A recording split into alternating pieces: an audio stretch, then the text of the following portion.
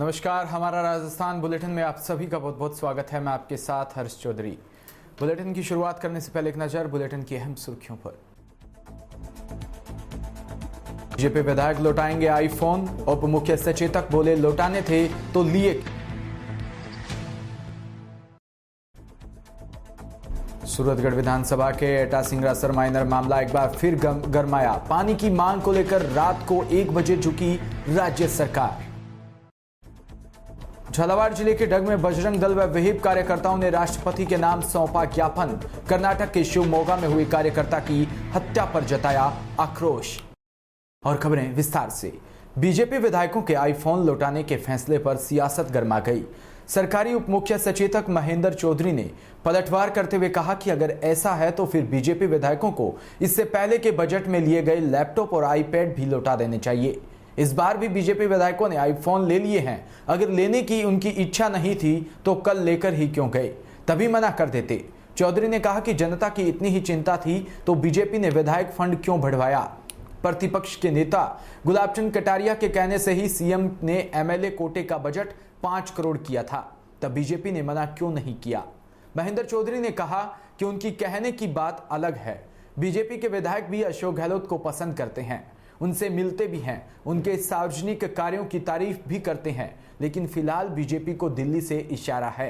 रीट परीक्षा में धांधली को लेकर बीजेपी आंदोलन कर रही थी। अब जिस तरह की दशा हुई वह देख सकते हैं। खुद बीजेपी एमएलए मन में आईफोन लेना चाह रहे होंगे, लेकिन ऊपर से दबाव आता है तो क्या हो सकता है, वापस देने का फैसला लिया हो। यह बीजेपी पार्टी और विधायकों का फैसला है। सूरतगढ़ से खबर, जहां राज्य सरकार द्वारा बजट में एटा माइनर पर घोषणा न होने से नाराज टिब्बा क्षेत्र के समस्त किसान व किसान नेता राकेश बिश्नोई गांव गोसाईसर की पानी की टंकी पर चढ़ गए। वह प्रशासन से मध्यरात्रि 1 बजे वहां पर पहुंचा और उपखंड अधिकारी कपिल कुमार यादव, शिव रतन गोदारा, सिटी थाना प्रभारी राम कुमार लेगा, नायब तहसीलदार मुकुल टॉक, किसान नेता राकेश बिश्नोई से कलेक्टर रुक्मणी सीरियार सिहाग ने भी दूरभाष पर वार्ता की। किसान नेता जिस राम बुगालिया, ठुकराना सरपंच गिरधारी स्वामी व किसानों से वार्ता की।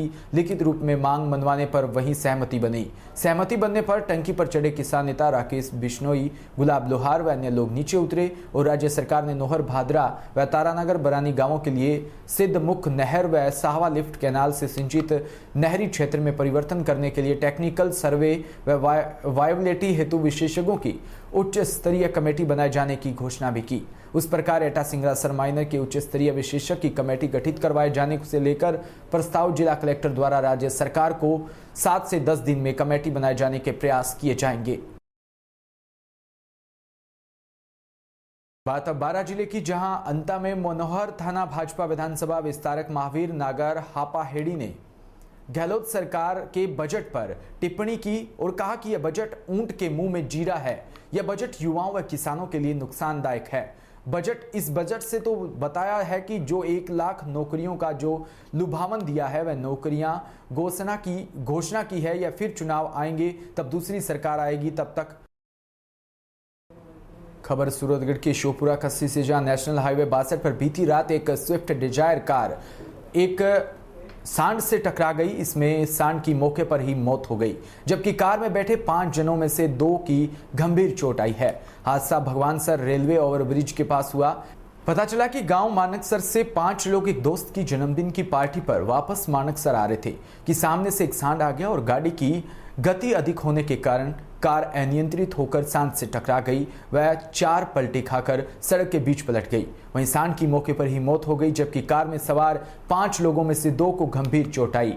ग्रामीणों की सूचना पर परिजन मौके पर पहुंचे व घायलों को अपेक्स अस्पताल सूरतगढ़ भिजवाया, जहां से एक व्यक्ति को गंभीर चोट होने के कारण उसे श्री गंगानगर रेफर किया। बाकी 3 दोस्त बाल बच गए। बारां की शाहबाद से खबर, जहां रनवासी में आई टीसी मिशन सुनहरा कल व नाबार्ड के वित्तीय सहयोग से डेवलपमेंट स्पोर्ट्स सेंटर संस्था द्वारा 1 दिवसीय सामुदायिक स्वास्थ्य शिविर का आयोजन किया, जिसमें मौसमी बीमारी, सर्दी, जुकाम, खांसी, बुखार, चर्म रोग इत्यादि रोगों का उपचार किया। शिविर में doctor Danish Sheikh, nursing officer Ram Swaroop Mehta व संस्थान के कम्युनिटी ऑर्गेनाइजर नरेश कुमार सेन, सरोज कुशवाहा और शादाब अंसारी उपस्थित रहे। शिविर में कुल 85 मरीजों का इलाज कर स्वास्थ्य संबंधी जानकारी दी गई। बात करेंगे नागौर की, जहां नागौर के राजकीय उच्च माध्यमिक विद्यालय चुंटीसरा में कक्षा 1 से 5 तक के 154 बालक बालिकाओं को कला किट का वितरण किया, जिसमें drawing book, sketch, colour pen, pencil, रबड़, स्लेट, कलम, पेन इत्यादि शामिल थे। इस कला के वितरण में विद्यालय के संस्था प्रधान गोविंदराम भाटी, व्याख्याता मनोज कुमार सोनी, वरिष्ठ अध्यापक जगराम, अनिल भाकल व हरिंदर तांडी और छत्रपाल परमेश्वर सहित अनेक विद्यालय के स्टाफ व ग्रामवासी वहां पर मौजूद रहे, जिन्होंने सहयोग प्रदान किया। वहीं नागौर के जायल में राज्य सरकार द्वारा पारित राज्य बजट में ग्राम पंचायत जायल को नगरपालिका की सौगात मिली है। वहीं सीएचसी को पीएमओ कर्मोन्नत होने पर ग्रामीणों ने स्थानीय विधायक सहित और राज्य सरकार को मिठाई बांटकर आभार जताया। वहीं जायल विकास समिति के अध्यक्ष रामस्वरूप काकानी ने बताया कि लंबे अरसे से क्षेत्र में नगरपालिका की मांग और सीएचसी को पीएमओ में कर्मोन्नत होने से स्थानीय नागरिकों को बेहतर सुविधाएं मुहैया होगी। वहीं शिक्षक संघ सहित विभिन्न संगठनों ने भी राज्य सरकार के बजट में पुरानी पेंशन लागू करने पर मुख्यमंत्री का आभार जताया। वहीं पंचायती राज गठन से अब तक ग्राम पंचायत का दंश झेल रही ग्राम पंचायत जायल के बाशिंदों को राज्य सरकार द्वारा पारित बजट में नगरपालिका की सौगात मिलने पर राज्य सरकार का आभार जताया।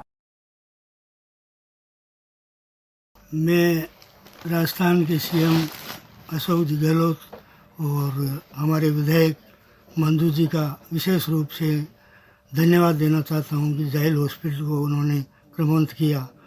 इससे जायल के आसपास के लोगों को बहुत लाभ मिलेगा और जायल को नगरपालिका घोषित की, ये भी एक बहुत अच्छा कदम है।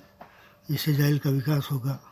तो इन दोनों के लिए मैं इनको बहुत बहुत धन्यवाद देना चाहूँगा। जायल विकास समिति की ओर से बहुत बहुत धन्यवाद। ठीक।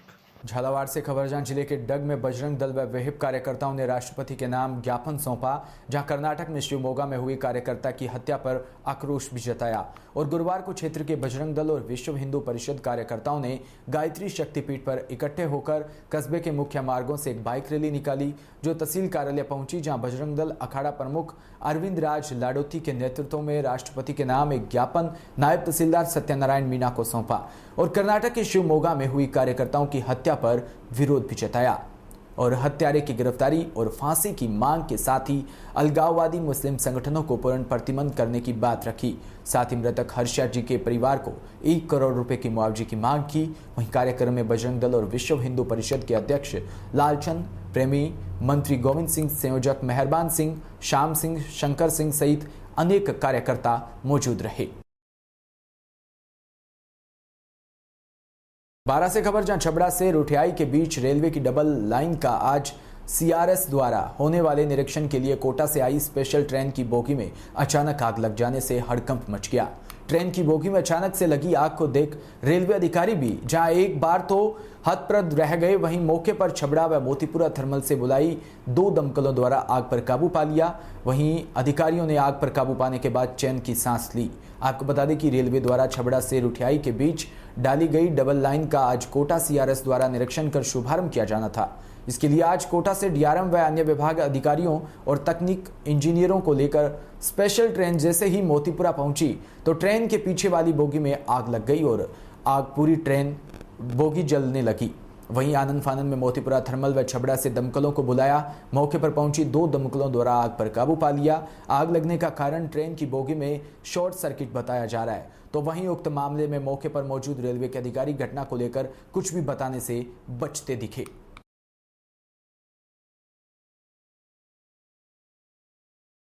राजस्थान सरकार द्वारा पुरानी पेंशन बहाल करने पर जयपुर विद्युत वितरण निगम लिमिटेड के अधिकारियों और कर्मचारियों द्वारा चीपाबड़ोद कार्यालय परिसर में पेंशन बहाली पर जश्न मनाया। इस दौरान कर्मचारियों ने जमकर पटाखे फोड़े।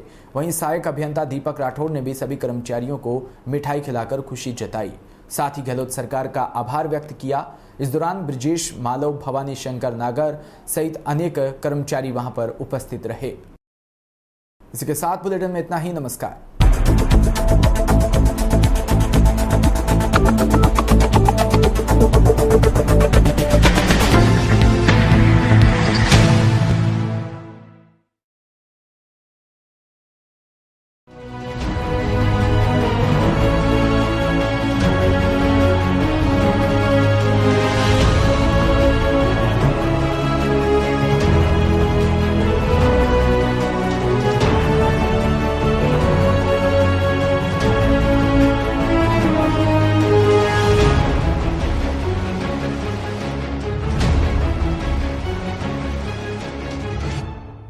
TPK news.